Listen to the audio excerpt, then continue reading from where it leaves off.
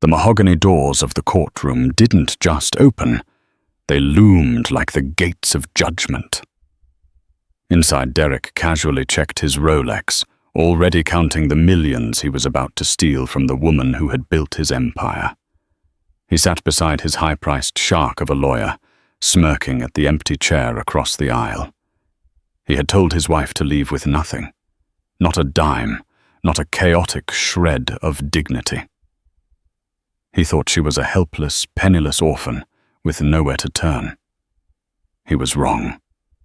The silence in the room was about to be shattered by the footsteps of a man who could buy and sell Derek 10 times over. The poor wife had a secret, and it was walking through the door wearing a $5,000 suit. The rain in Seattle was relentless, hammering against the floor-to-ceiling glass windows of the penthouse apartment, like 1,000 tiny fists demanding entry. Inside, the atmosphere was even colder. Laurel stood by the kitchen island, her hands trembling slightly as she gripped the cold marble edge. She stared at the man she had called her husband for 7 years. Derek was pacing the living room, his Italian leather shoes clicking sharply against the hardwood floor. He didn't look at her. He was too busy adjusting the cuffs of his bespoke suit, examining himself in the hallway mirror with an air of supreme arrogance. "I don't want to drag this out, Laurel," Derek said, his voice smooth and detached, as if he were discussing a minor shipping error at his logistics company, rather than the end of their marriage. "My lawyer has drawn up the papers. It's a clean break. You leave, I stay. The business stays with me. The accounts stay with me. The penthouse obviously stays with me." Laurel felt a lump form in her throat, hot and suffocating. "Derek, we built this together. When we met, you were working out of a garage. I did the books. I drove the delivery vans when your drivers quit. I put every cent of my savings into the down payment for your first warehouse." Derek finally turned to face her, a cruel smirk playing on his lips. He walked over to the table where a thick stack of legal documents lay waiting. "Correction," he said, picking up a pen and twirling it between his fingers. "You were a secretary. You answered phones and made coffee. I was the visionary. I was the one who secured the contracts with Amazon and FedEx. You were just there. And frankly, you've become a liability. You don't fit the image of Apex Global anymore." He tossed a folder toward her. It slid across the marble and stopped inches from her hand. "What is this?" she whispered. "A settlement offer," Derek said, checking his watch again. $5,000. Enough for a deposit on a rental somewhere, elsewhere, and a bus ticket to wherever you came from. Take it, sign the NDA, and disappear. If you fight me. Mr. Prescott will bury you in legal fees until you're living under a bridge. You know he's never lost a divorce case." Laurel looked at the folder, then back at him. $5,000, Derek. Our company is valued at $40 million. "My company," he corrected, his voice hardening. "And you have no proof of ownership, no shares, no title. Just a marriage certificate that's about to be shredded. You were a nobody when I found you, Laurel. An orphan with a fake degree and a tragic backstory. I gave you a life. Now I'm taking it back." The cruelty of his words hit her like a physical blow. It wasn't just the greed. It was the erasure of her existence. He was rewriting history to suit his new narrative, one where he was the self-made god, and she was just a leech he had finally scraped off his shoe. "Is this because of her?" Laurel asked softly. Derek didn't flinch. "If you mean Tiffany, then yes. She understands the world I live in now.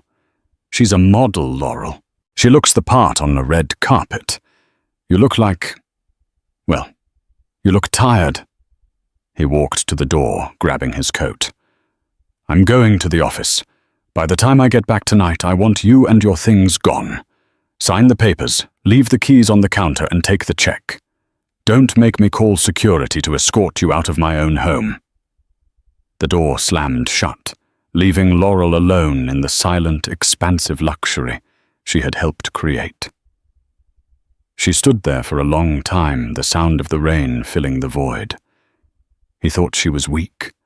He thought she was alone in the world. He believed the lie she had told him 7 years ago, that she was Laurel Hart, a poor girl from Ohio, with no family and no connections. She walked over to the folder, opened it, and looked at the pathetic check for $5,000. A tear escaped her eye, but she angrily wiped it away. She reached into her pocket and pulled out a worn burner phone she kept hidden in the bottom of her knitting bag. She had promised herself she would never turn it on again. She had walked away from that life to find something real, something she earned herself. But Derek had destroyed real. Her fingers shook as she dialed a number she hadn't called in a decade. It rang once, twice. "Ventura Holdings, CEO's office," a crisp female voice answered. "How may I direct your call? I need to speak to Lucas," Laurel said, her voice stealing. "I'm afraid Mr. Kensington is in a board meeting and cannot be disturbed." "Tell him it's his sister," Laurel interrupted, her voice dropping an octave. "Tell him Laurel has come home, and tell him I need the best shark he has." 3 weeks had passed since Laurel left the penthouse. She was currently staying in a modest extended-stay motel on the outskirts of the city. The wallpaper was peeling and the smell of stale cigarettes permeated the hallway, a stark contrast to the lavender-scented air of the penthouse. But Laurel didn't mind. For the first time in years, she felt awake. She sat at a small, wobbly table, staring at the man sitting opposite her. He didn't fit the room. He was wearing a charcoal 3-piece suit that cost more than the entire motel. He had silver hair, sharp blue eyes, and an aura of absolute terrifying competence. This was Arthur Sterling. No, wait, not Sterling. This was Arthur Penhaligon, the most feared corporate litigator in New York, flown in specifically for her. "Let me get this straight," Arthur said, reviewing the file Derek's lawyer had sent over. "He is offering a nuisance settlement of $5,000, claiming you made zero financial contribution to the marriage, and he has frozen the joint accounts." "That's correct," Laurel said, sipping a cup of cheap motel coffee. "And he believes you are Laurel Hart, a community college dropout from Ohio." "Yes." Arthur closed the folder and smiled. It wasn't a nice smile. It was the smile of a predator spotting a wounded gazelle. "Mrs. Kensington." "Excuse me, Mrs. Hart. In my 40 years of practicing law, I have seen stupidity. I have seen arrogance. But I have never seen a man construct his own coffin with such enthusiasm." "He has a pit bull," Laurel warned. "Roger Prescott. He's nasty. He plays dirty. He'll try to paint me as a gold digger." "Prescott is a golden retriever puppy compared to what is coming," Arthur said dismissively. "But we have to play this carefully. Lucas was very specific. He wants Derek to believe he has won until the very last second. He wants the fall to be absolute." Laurel looked down at her hands. "I don't want his money, Arthur. I really don't. I have my own money, or I will once the trust unlocks. I just want him to admit what he did. I want him to admit I built that company." "Justice." Arthur nodded. "A noble pursuit. But in my experience, justice is best served with a side of total financial ruin for the opposing party. Now tomorrow is the preliminary hearing. Prescott will try to intimidate you. He will try to get you to sign the waiver. You will say nothing. You will let me speak, and you will look terrified. Can you do that?" "I don't have to act," Laurel muttered. "It is terrifying. He knows all the judges in Seattle. He plays golf with them." "He plays golf with Judge Henderson," Arthur corrected. "Judge Henderson is currently under investigation for bribery, though he doesn't know it yet. But tomorrow we have Judge Walters. She is a stickler for procedure, and she hates bullies." Just then, Laurel's phone buzzed. It was a text from Derek. "Don't bother showing up tomorrow unless it's to sign. Tiffany and I are looking at vacation homes in Como. Need this wrapped up. Don't be pathetic." Laurel showed the phone to Arthur. Arthur read it and chuckled dryly. "Lake Como. Lovely this time of year. I believe your family owns a villa there, right next to the Clooneys." "2 villas," Laurel corrected, "but we haven't been in years." "Well," Arthur stood up, smoothing his jacket, "let's make sure Derek never gets closer to Italy than an Olive Garden." The preliminary hearing was held in a small, sterile conference room at the courthouse. The air conditioning was humming loudly, but it did nothing to cool the tension in the room.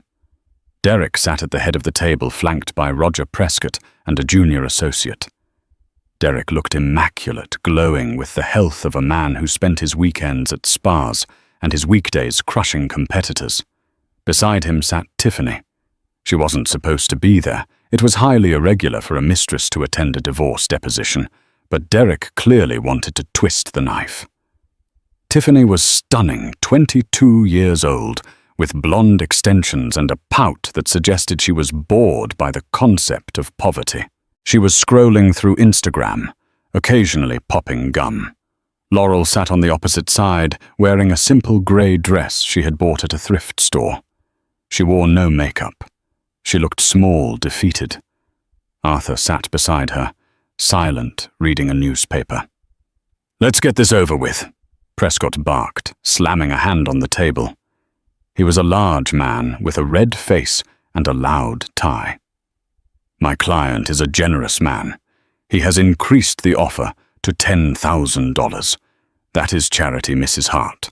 Pure charity. You have no legal standing. The prenuptial agreement—" "There is no prenuptial agreement," Arthur said softly, not looking up from his paper. "We have a verbal contract," Prescott blustered, "and we have witnesses who will testify that Laurel Hart married Mr. Reynolds under false pretenses. She claimed to have business acumen. She was a fraud. She provided no value to Apex Global." Derek leaned forward, his eyes locking onto Laurel. "Laurel, look at yourself. You're pathetic, dragging this out.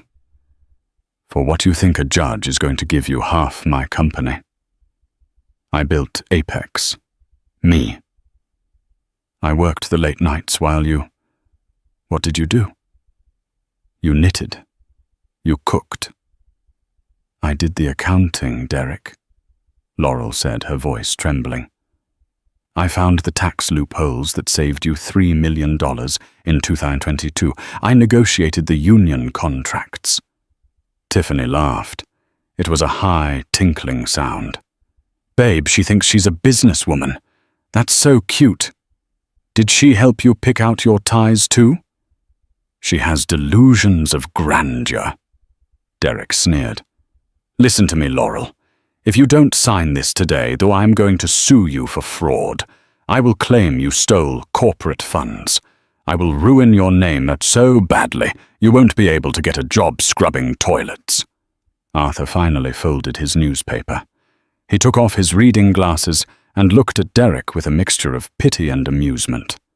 "Mr. Reynolds," Arthur said, "you seem very confident for a man who is currently leveraging his company's assets to fund a lifestyle he cannot afford." Derek's face went red. "Excuse me. Who is this geriatric dinosaur?" "My name is Mr. Penhaligon," Arthur said, "and I would advise you to speak to your wife with a modicum of respect, because right now she is the only thing standing between you and a federal indictment for tax evasion." The room went silent. Prescott's eyes widened. He knew the name Penhaligon. "You're bluffing," Prescott stuttered. "Penhaligon practices in New York. He doesn't handle low-level divorces in Seattle. I make exceptions for special cases," Arthur said. "We decline the $10,000. In fact, we decline any settlement. We will see you in open court on Monday. And Mr. Reynolds, I suggest you enjoy your weekend. It will be your last one as a free man." Derek laughed, a loud barking sound. "You're insane. Both of you. See you in court. I'm going to destroy you, Laurel. I'm going to leave you with nothing." Derek stood up, grabbed Tiffany's hand, and stormed out. Prescott lingered for a second, looking at Arthur with a flicker of fear, then followed his client.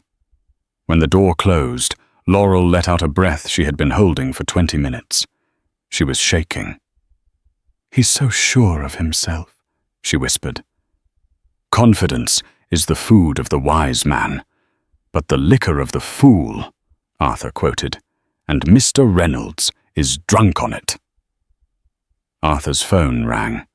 He answered it, listened for a moment, and then smiled. "That was Lucas," Arthur said to Laurel.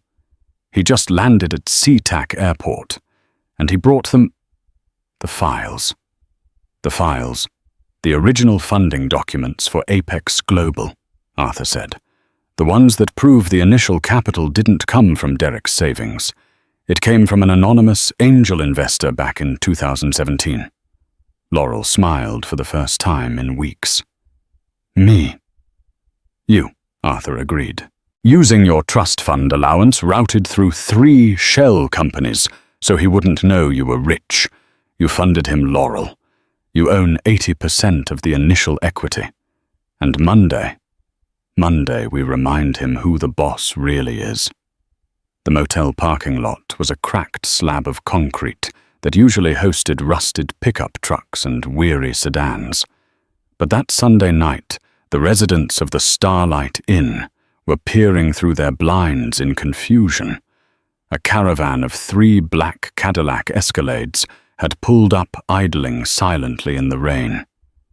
Inside room 204, Laurel sat on the edge of the sagging mattress, watching the headlights sweep across the peeling floral wallpaper. She felt a mix of relief and nausea. She hadn't seen him in 10 years. Not since she ran away from the Kensington estate in Martha's Vineyard, desperate to escape the suffocating weight of her family's dynasty. She wanted to be Laurel, not the heiress. So, she wanted to be loved for who she was, not for the 9 zeros in her father's bank account. And look where that had gotten her. Betrayed by a man she saved from bankruptcy, living in a motel, about to go to war. There was a firm, rhythmic knock at the door. Not the frantic pounding of room service or a landlord, but the confident rap of authority. Laurel opened it. Standing there, flanked by 2 mountains of security men holding umbrellas, was Lucas Kensington. He looked older than she remembered. The boyish charm was gone, replaced by the hardened edge of a man who ran a multinational conglomerate. He wore a navy coat that fit him like armor. "Laurel," he said. His voice was deep, steady. "Lucas," she whispered. He didn't smile. He stepped inside his eyes, scanning the cramped, musty room with a look of suppressed rage. He took in the cheap kitchenette, the flickering TV, the threadbare carpet. When his eyes landed back on his sister, the hardness in his face fractured. He pulled her into a hug that knocked the wind out of her. "I'm sorry," she sobbed into his coat, which smelled of cedar and expensive scotch. "I'm so sorry I left." "Hush," Lucas said, stroking her hair. "You wanted a life. You wanted to find your own way. I respected that. But if I had known you were living with a parasite like Reynolds, I would have bought his company and fired him 5 years ago." He pulled away and held her shoulders. "Arthur told me everything. You funded Apex Global, the Angel of the West investor. Laurel nodded, wiping her eyes. I used the Cayman Trust Mom left me. I routed it through a shell company in Singapore, then to a venture firm in Delaware. I didn't want Derek to know. He was so proud. He wanted to be a self-made man. If he knew his wife was bankrolling him, it would have destroyed his ego. Lucas laughed, a dark, humorless sound. So instead, you let him believe he was a genius, while you quietly paid for his warehouses, his trucks, and his inventory. You created a monster Lids. I did it for love, she said softly, and he repaid you with an eviction notice and a check for $5,000. Lucas finished. He walked over to the wobbly table where Arthur Penhaligon was already laying out documents. Arthur stood up. Good to see you, Lucas. The team is ready. The forensic accountants have been working for 48 hours straight, Lucas said, loosening his tie. We found it. The trail is complex, but it's undeniable. Derek thinks he's clever because he cooks the books to hide assets from the IRS. But he's sloppy. He didn't account for the digital footprint of the original transfers. Lucas tossed a thick, leather-bound dossier onto the table. This proves that every single asset Apex Global owns, from the logistics software to the coffee machine in the break room, can be traced back to the Kensington Family Trust. Legally, Derek Reynolds doesn't own a company. He is an employee who has been embezzling from the majority shareholder. Laurel looked at the dossier. So we just show this to the judge? No. Arthur interjected, his eyes gleaming. If we show it now, he settles. He runs. He hides money in crypto or offshore accounts we can't touch. We need him to commit perjury first. Perjury? Laurel asked. We need him to get on that stand tomorrow and swear under oath that he built the company alone. Lucas explained, his voice icy. We need him to deny your involvement on the record. Once he lies to the court, we don't just take the company, Laurel. We send him to prison. Lucas walked to the window, looking out at the rain. He told you to leave with nothing. Tomorrow, we grant his wish. But the nothing won't be yours. It will be his. The King County Courthouse was a maze of marble and mahogany, designed to make people feel small. But Derek Reynolds walked through the halls like he owned the building. He was wearing a new suit, a lighter shade of grey, tailored to accentuate his shoulders. Tiffany was absent today. Prescott had advised that bringing a mistress to the actual trial was bad optics, but her presence was felt in Derek's smirk. He had texted Laurel that morning, last chance to take the 10K. Offer expires at noon. Laurel didn't reply. She sat at the defense table looking even more fragile than before. She wore a black cardigan that seemed too big for her, her hair pulled back in a severe, messy bun. She kept her head down. To the casual observer, she looked like a beaten woman accepting her fate. Derek's lawyer, Roger Prescott, began his opening statement with theatrical flair. Your Honor, Prescott boomed, pacing in front of Judge Walters. This case is simple. It is a tragedy, yes, but a simple one. We have a successful self-made man, Mr. Derek Reynolds, who lifted a woman out of poverty. He gave her a home, a life of luxury. And now, as the marriage dissolves due to irreconcilable differences, this woman who has never worked a day in the corporate world demands half of his empire. It is greed, plain and simple. Prescott pointed a thick finger at Laurel. We will prove that Laurel Hart, or whatever name she goes by, was nothing more than a domestic partner. She contributed 0 capital, 0 intellectual property, 0 labor. To award her equity in Apex Global would be an insult to every entrepreneur who has pulled themselves up by their bootstraps. Judge Walters, a stern woman with glasses perched on the end of her nose, looked at the defense table. Mr. Penhaligon, your opening. Arthur stood up slowly. He didn't pace. He didn't boom. He spoke in a conversational tone that forced everyone to lean in.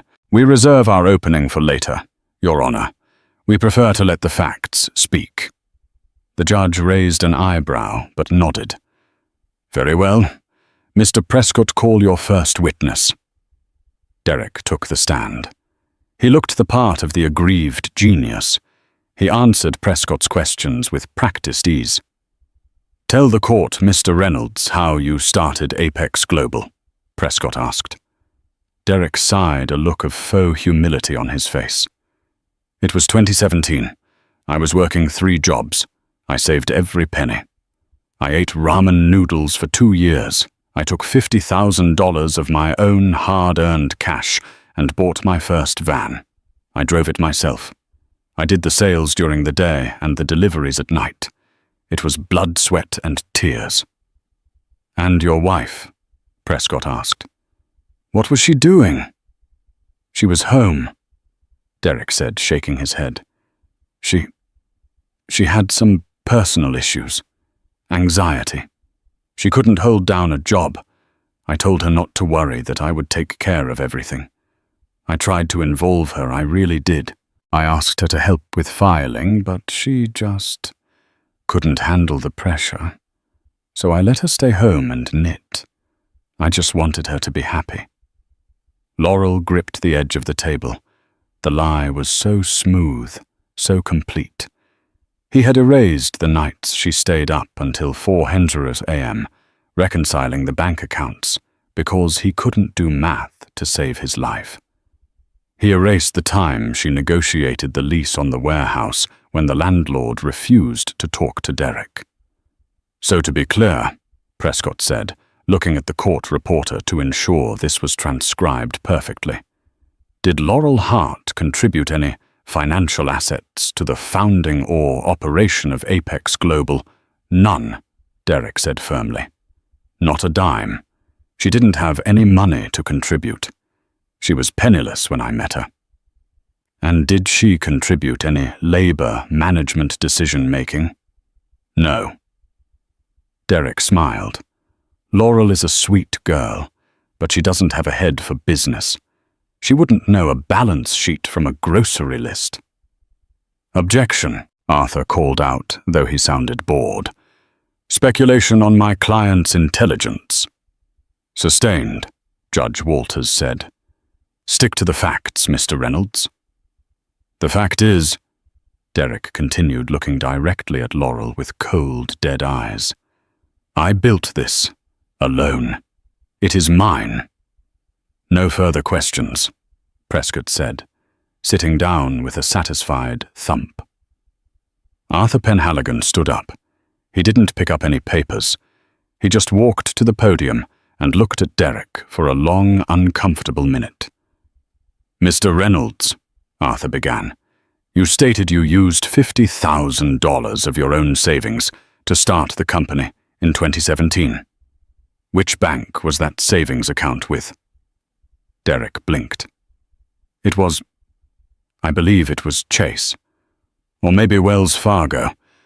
It was a long time ago. I dealt with a lot of cash tips from my previous job. Cash, Arthur repeated. So there is no paper trail. It was savings, Derek snapped. I kept it in a safe. I see. And you stated my client, Mrs. Reynolds, has no business acumen. That she is, how did you put it? Sweet but simple. I didn't say simple, I said she doesn't know business, Derek corrected. Is it true, Mr. Reynolds, that in 2019, Apex Global faced a severe audit by the IRS regarding the classification of your drivers as independent contractors? Derek stiffened. Yes, standard procedure. And who handled that audit? Arthur asked. Your lawyers. I handled it. Derek lied. Really? Arthur reached into his briefcase and pulled out a single sheet of paper. Because I have here an affidavit from the IRS agent in charge, a Mr. Timothy Clark. He states that he met exclusively with a Mrs. Laurel Reynolds for 3 days, and that her extensive knowledge of tax code 530 is the only reason you weren't fined $2 million.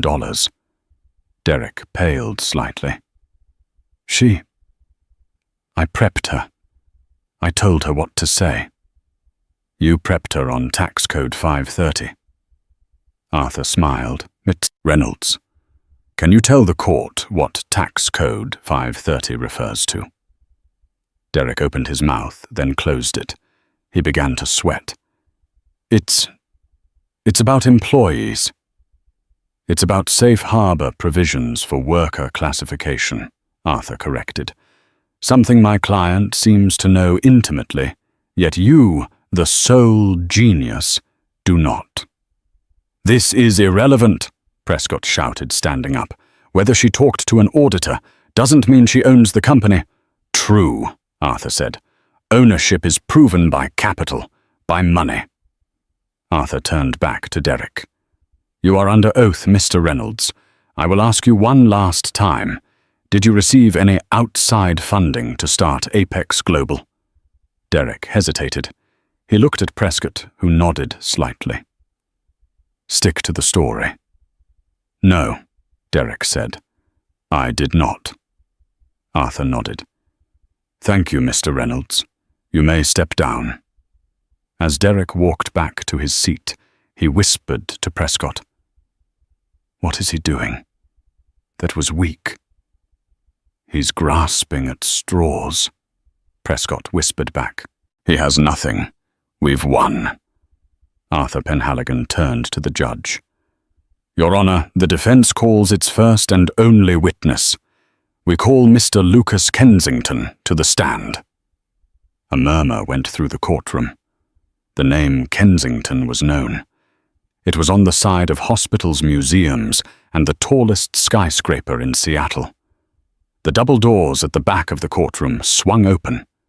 The air in the courtroom was stale recycled and thick with the tension of a battle that felt prematurely ended. Derek Reynolds sat back in his chair, smoothing the lapels of his suit with a satisfied exhale. He had done it. He had looked the judge in the eye, told the lie that cemented his legacy, and walked away unscathed. His lawyer, Roger Prescott, leaned over, covering his mouth with a hand to hide his smug grin. Textbook, Derek. Absolute textbook. Penhaligon is drowning. He's got nothing but a sad story and a client who looks like she shops at Goodwill. We'll be out of here by noon. Derek glanced across the aisle. Laurel was staring at her hands, her shoulders hunched. She looked small, defeated. Part of him felt a twinge of pity. She had been a good wife in her own limited way, but that pity was quickly swallowed by his ambition. She was an anchor, and he was a ship meant for the high seas. Your Honor, Arthur Penhaligon said, standing up. He moved slower this time, not with the lethargy of defeat, but with the deliberate pacing of a man setting a trap. He didn't pick up a notepad. He didn't look at his client. He looked at the back of the room. The defense calls its first and only witness, Arthur announced, his voice carrying a strange, resonant weight.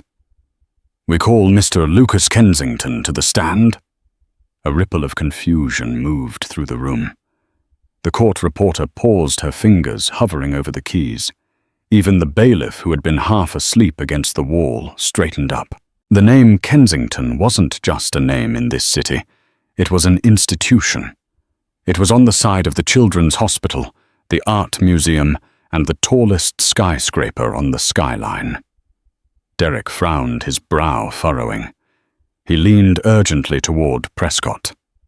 Kensington, the Ventura Holdings guy. What the hell is he doing here? Prescott looked equally baffled, flipping frantically through his case files. I have no idea. Maybe she worked for him. Did she ever mention a job as a housekeeper or an assistant? She never worked, Derek hissed. She sat at home and knitted. Order, Judge Walters said, though her gaze was fixed on the rear of the room. The heavy mahogany double doors at the back of the courtroom didn't just open. They swung wide with a gravity that demanded attention. Lucas Kensington walked down the center aisle. He didn't walk like a witness terrified of cross-examination. He walked like a man coming to inspect a property he had already purchased. He was tall, broad-shouldered, wearing a navy bespoke suit that made Derek's off-the-rack Italian jacket look like a costume. The air in the room seemed to change pressure, the oxygen sucked out by the sheer force of his presence. He passed the defense table without looking at Derek. He stepped up to the witness stand, raised his right hand, and swore the oath. His voice was deep, steady, and devoid of nervousness.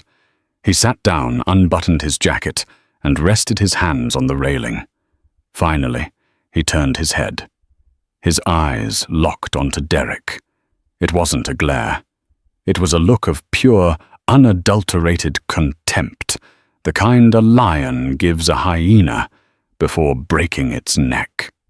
Arthur Penhaligon approached the stand. Please state your full name and occupation for the record. Lucas Alexander Kensington, the witness replied. I am the CEO and chairman of Ventura Holdings and the primary trustee of the Kensington family estate. Thank you, Mr. Kensington, Arthur said, resting a hand on the wooden railing. Let's cut right to the chase. Do you know the defendant, the woman sitting at that table? Lucas looked at Laurel. His expression softened instantly, the hardness melting into something protective and warm. I do, Lucas said. She is my sister. The silence that followed was absolute. It was a physical vacuum. Derek Reynolds dropped his expensive fountain pen. It clattered loudly on the floor, rolling away under the table, but he didn't move to retrieve it. He stared at Laurel. Laurel with the hole in her sweater. Laurel who clipped coupons for laundry detergent. Laurel. Kensington, his sister. Derek whispered, the color draining from his face. That's impossible. She's an orphan. She told me she was a poor orphan from Ohio. Order. Judge Walters banged her gavel, though she leaned forward, her eyes wide behind her glasses. Arthur continued, ignoring the disruption. Your sister. But the court records show her maiden name is Hart. Hart is our mother's maiden name, Lucas explained calmly, turning back to the judge. Laurel used it to distance herself from the family fortune when she left home 10 years ago. She wanted to live a normal life. She wanted to be loved for who she was, not for the 9 zeros in her father's bank account. Lucas's eyes drilled back into Derek, cold and unforgiving. She wanted to find a partner who would build a life with her, not just spend hers. Unfortunately, her experiment in humility failed.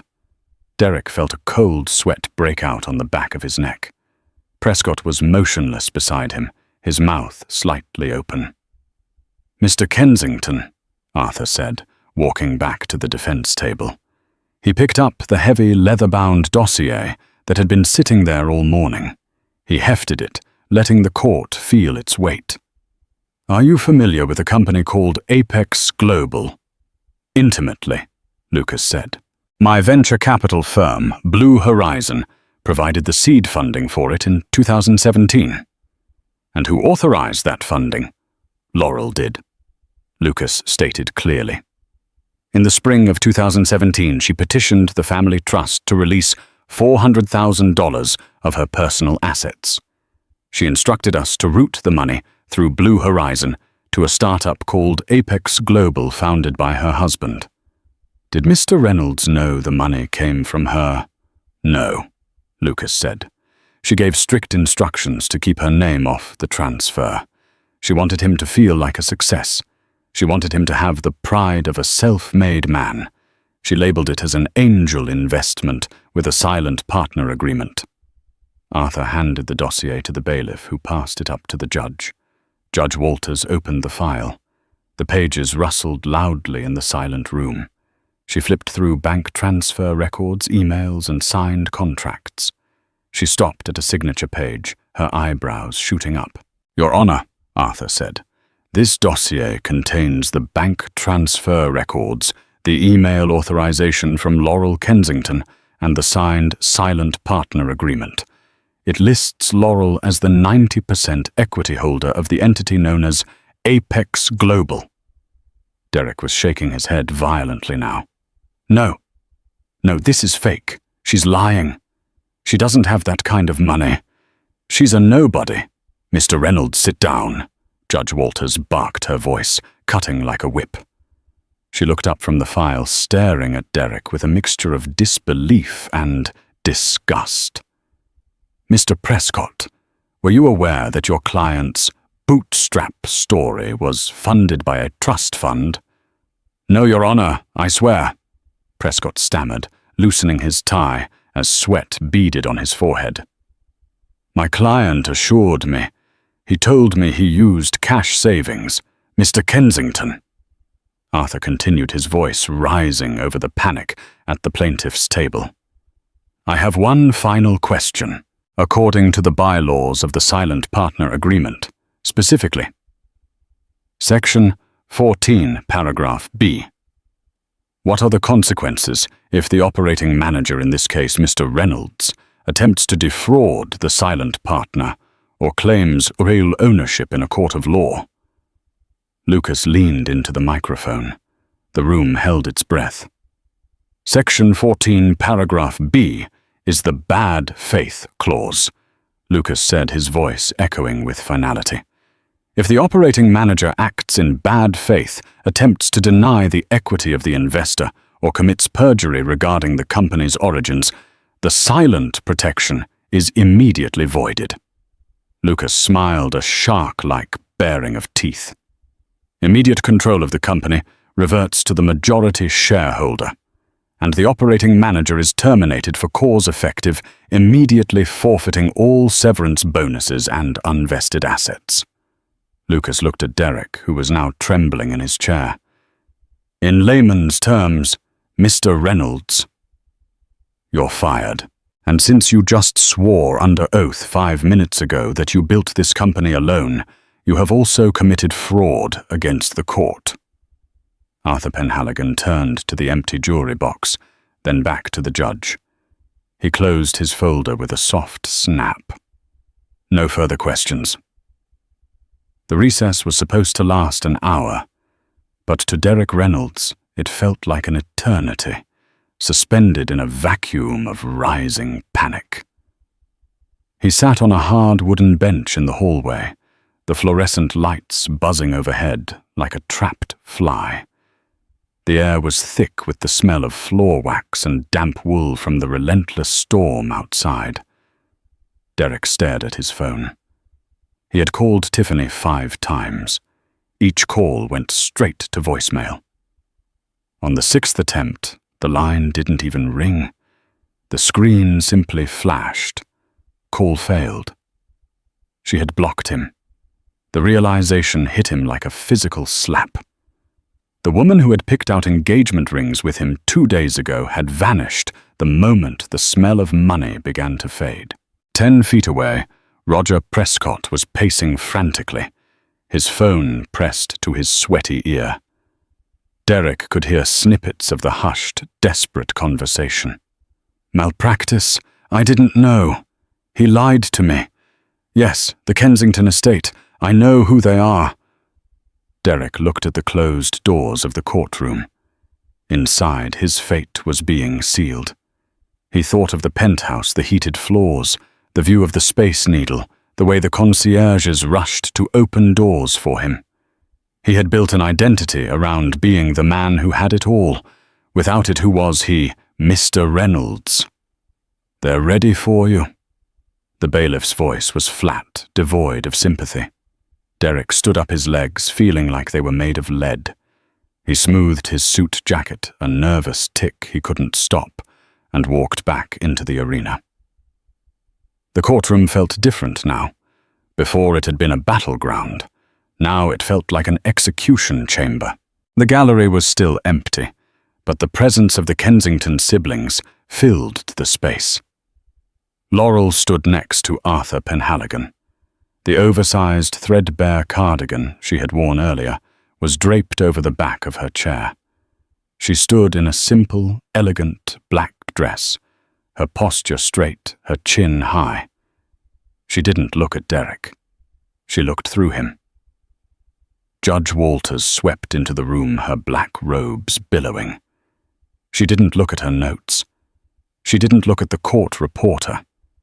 She looked directly at Derek. Her expression was a terrifying mix of disappointment and resolve. "Be seated," she commanded, though she remained standing. Derek sat his hands gripping the edge of the defense table so hard his knuckles turned white. "Mr. Reynolds," Judge Walters began, her voice echoing off the mahogany walls. "The court has reviewed the evidence submitted by Mr. Penhaligon, specifically the forensic financial trail originating from the Kensington Family Trust and terminating in the operating accounts of Apex Global." She paused, letting the silence stretch until it was painful. "In civil court, the burden of proof is a preponderance of the evidence. However, what has been presented here today goes far beyond that. The documentation is irrefutable. It paints a clear picture of the company's origin, a picture that is diametrically opposed to the sworn testimony you gave less than 2 hours ago." Derek opened his mouth to speak, but the judge raised a hand, silencing him instantly. "You sat in that chair," she pointed to the witness stand, "and you spun a fable about a self-made man claiming sole ownership and dismissing your wife as a financial burden. You attempted to rewrite history, to defraud the very person who bankrolled your success. It is not just perjury, Mr. Reynolds. It is a profound moral failing." She picked up her gavel, weighing it in her hand. "I am issuing a summary judgment in favor of the defendant, Laurel Kensington Reynolds. The court declares that Apex Global and all its subsidiary assets are the intellectual and physical property of the silent majority shareholder, the Kensington Trust." Derek felt the room spin. "Your Honor, surely there is a middle ground." "There is no middle ground for fraud," Judge Walters snapped. "Furthermore, because you have been using company funds that legally belong to your wife to finance your personal lifestyle, I am granting the motion for immediate asset seizure." She looked down at a piece of paper. "The penthouse apartment, the vacation holdings, the investment accounts, even the vehicle you drove to this courthouse. These were purchased with misappropriated funds. You are ordered to vacate the primary residence within 24 hours. A forensic accounting team will arrive at the premises at 8:00 a.m. tomorrow to inventory the contents. You may take your clothing and personal toiletries. Everything else stays." "Wait," Derek cried out, standing up, despite Prescott grabbing his arm. "The car." "You can't take the car. It's pouring rain out there. How am I supposed to get home?" Judge Walters looked at him over the rim of her glasses. The look was withering.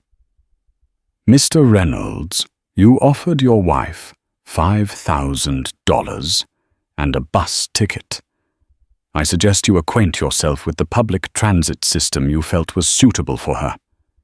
She brought the gavel down. Bang! "This court is adjourned. The transcripts will be forwarded to the district attorney's office for review regarding criminal charges. Good day." The sound of the gavel lingered in the air like a gunshot. It was over. The empire wasn't just crumbling. It had been vaporized. Derek stood frozen as the judge exited. Prescott didn't even say goodbye. He shoved his papers into his briefcase and practically ran out the side door, desperate to distance himself from the radioactive fallout of his client. Derek turned slowly. Lucas and Laurel were gathering their things. They moved with the calm efficiency of people who had nothing to worry about. Desperation clawed at Derek's throat. He rushed toward the railing. "Laurel Lids, wait!" Laurel paused. She turned slowly, her face unreadable. "Laurel, please." Derek stammered, his voice cracking. "We can talk about this. I was under so much pressure. The market, the investors. I lost my way. But we can fix this.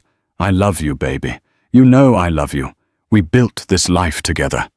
Don't throw 7 years away because of a bad lawyer." He reached out, trying to touch her hand, but Lucas stepped in between them. He was a wall of muscle and expensive wool. Laurel looked past her brother's shoulder, locking eyes with her husband. There was no anger in her gaze. There was no hate. There was something far worse, indifference. "You don't love me, Derek," she said, her voice soft but steady. "You never did. You loved the way I looked at you. You loved having someone in the front row clapping for your performance."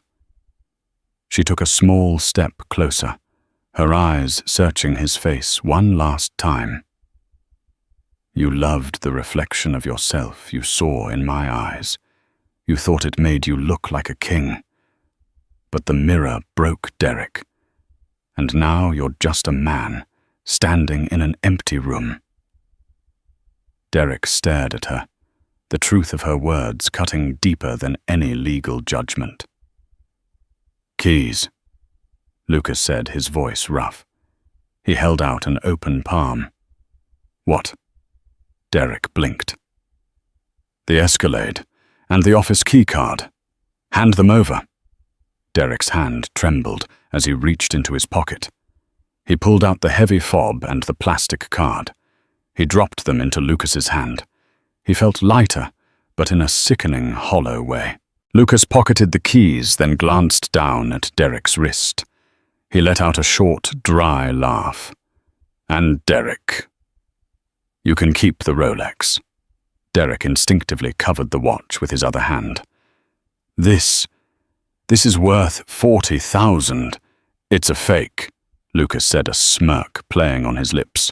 "Laurel bought it for you on Canal Street for $200. She knew you couldn't tell the difference between quality and flash. It seemed fitting for you." Derek looked down at the gold band. He had flaunted this watch in boardrooms. He had shoved it in people's faces. Fake. Just like the degree he claimed to have. Just like his empire. Just like him. "Let's go," Lucas said, guiding Laurel toward the exit. Derek watched them walk away. He was alone. He pushed open the heavy double doors of the courthouse and stepped out onto the portico. The weather had turned violent. The wind howled, driving sheets of freezing rain sideways. The sky was a bruised purple dark and unforgiving.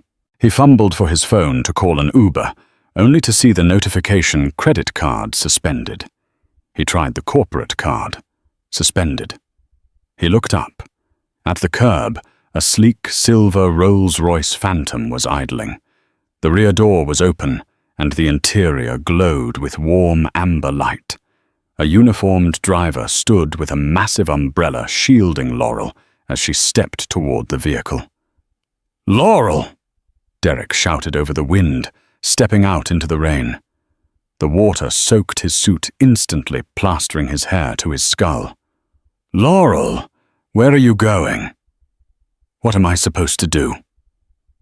Laurel paused with one foot inside the car. She looked back at him. He was shivering, drenched, a pathetic figure against the grey stone of the courthouse. "I'm going to Italy," she called out, her voice carrying clearly over the storm. "My family has a villa on Lake Como that needs some attention. I think the fresh air will do me good." "But what about me?" he screamed, the water running into his mouth. "You—" Laurel offered a faint final smile. "You're a self-made man, Derek. I'm sure you'll figure it out. She slipped into the leather seat. The heavy door closed with a solid, luxurious thud that shut out the world. The Rolls-Royce pulled away smoothly, its taillights dissolving into the mist. Derek stood on the curb water, pooling in his Italian leather shoes, clutching a fake watch with the realization that the hardest part wasn't losing the money. It was knowing that the person who had given him everything had finally realized he was worth nothing. Across the street, a city bus screeched to a halt, splashing a wave of muddy gutter water onto his legs. The doors hissed open, waiting.